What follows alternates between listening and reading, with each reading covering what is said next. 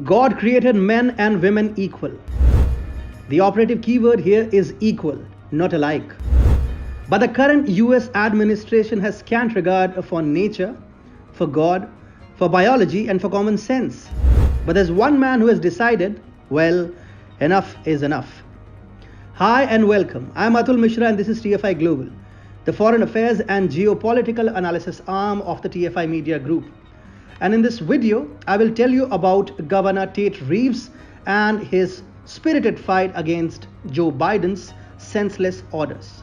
The United States of America is getting polarized due to the divisive, short-sighted, and vastly unpopular policy decisions of President Joe Biden. As such, it does not come as a surprise that many states are now rising up against the mindless and discriminatory governance of the Biden administration. Soon after assuming office, Biden had signed an executive order by the decree of which transgenders were permitted to participate in athletics and sports under the girls or women category. The move had drawn widespread criticism from women athletes and activists, and now one state has taken the lead in pushing back against Biden's absurd far-left policies. The state of Mississippi has passed a legislation which prohibits transgenders from participating in athletic and sports events under the girls or women's category.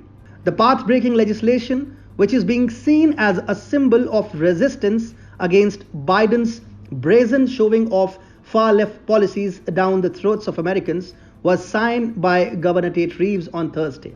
The legislation calls on K-12 schools as well as colleges and universities to designate all sports teams for men and boys, women and girls, or co-ed. It states that athletic teams or sports designated for females, women, or girls shall not be open to students of the male sex. Taking to Twitter, Governor Tate Reeves said, "I never imagined dealing with this, but the President of the United States left us no choice. One of his first acts was to sign an executive order encouraging transgenderism in children. So today, I proudly sign the Mississippi Fairness Act to ensure young girls are not forced to compete against biological males." By standing up to Joe Biden's authoritarianism, the state of Mississippi has set a strong precedent for over 20 other states who are working on similar legislation in order to bring back fairness in athletics and sporting, particularly for women, who have been deprived of their rights to contest in a free and fair environment in which they feel safe. In January, President Biden had signed an executive order banning discrimination based on gender identity in school sports and elsewhere. Sounds noble, right? But here's the reality.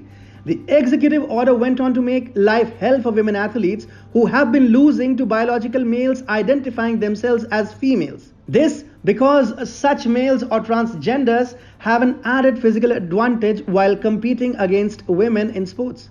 3 accomplished female athletes had filed a lawsuit in federal court in Connecticut in February 2020. The lawsuit was filed by the athletes who were fighting for their right to be sportswomen after they kept losing track meets to biological males who identify as females. The women of Mississippi will no longer be victims of this blatant state-sponsored discrimination and will be able to pursue sports freely. Other states, meanwhile, now will be emboldened to take Mississippi's lead and make life better for women at a time when the Biden administration is working to make women feel sorry for who they are. One would have thought that Biden would have stopped his anti-women rampage after his first executive order to the same end met with stiff resistance. However, that is not the case.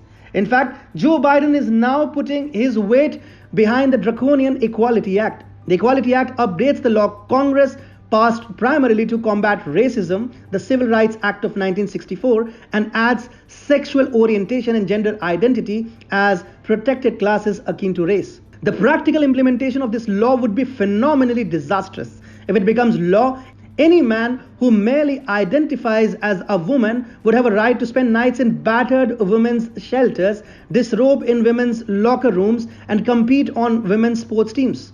On the basis of one's gender orientation, the draft legislation mandates access to a toilet, a shower space, and a changing room, among other meeting areas, to any man identifying as a female. Essentially, women's private spaces would be made open to be invaded by anyone.